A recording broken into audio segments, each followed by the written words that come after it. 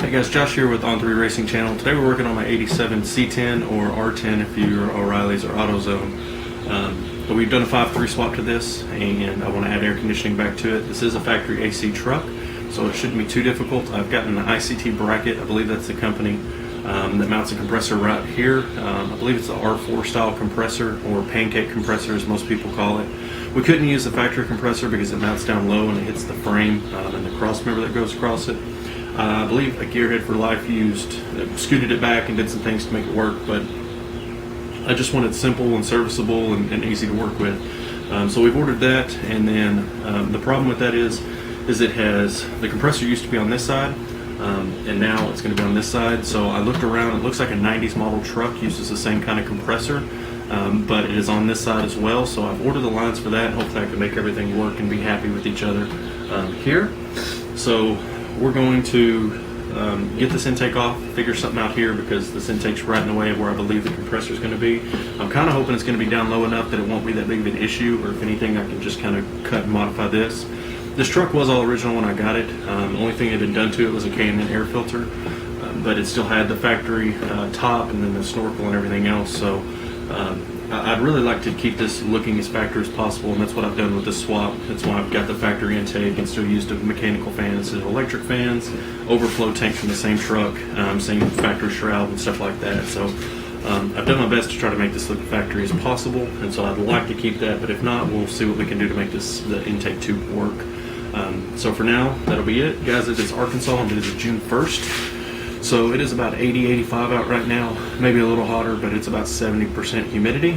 So I'm gonna have my fan going this entire time. So a lot of this will probably be just time lapse, and then once we get into like nitty gritty stuff that we need to do or need some more information on, then we'll stop it and we'll actually make a video on it. So and I'll voice over anything if I miss it. So for now, enjoy it and we'll get started. Okay guys, so here's the kit. Looks pretty straightforward. You know, not much as far as instructions go. They just kind of tell you what spacers to use, where it all bolts up to, that kind of thing. It looks like it bolts to the head there, and you're going to actually take the idler pulley off right there on the side, which is good because it means I can use it on my other project.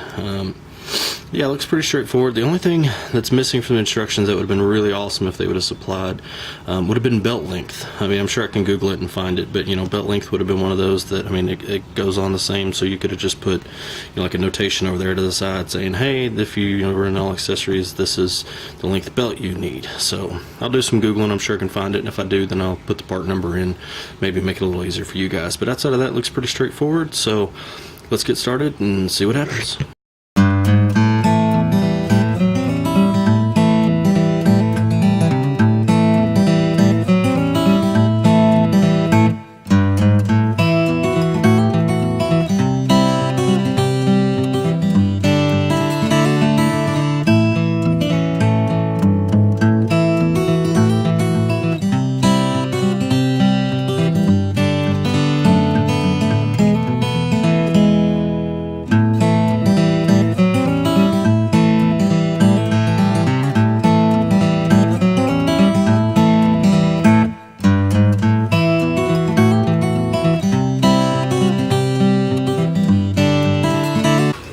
Okay guys, so I've got the bracket installed.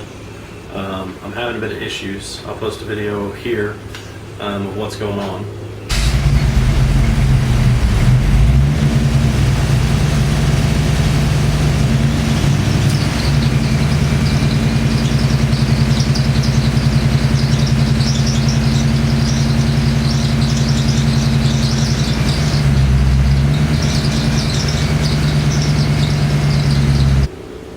See, with air conditioning off, everything runs straight and true, but as soon as I turn the air conditioning on, the belt is just vibrating, it's rattling the entire dash.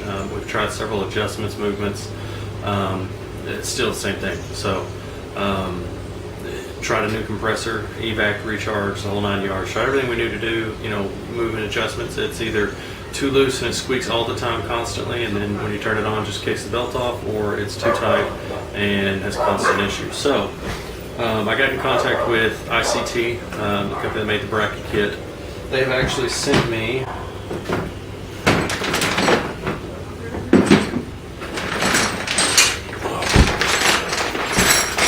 their heavy duty bracket kit. Comes with the automatic tensioner instead of the tensioner adjust style like what it's got on it now. So we're gonna give this a try, hopefully better results than the bracket that we had on it. So we will go from there and we will see.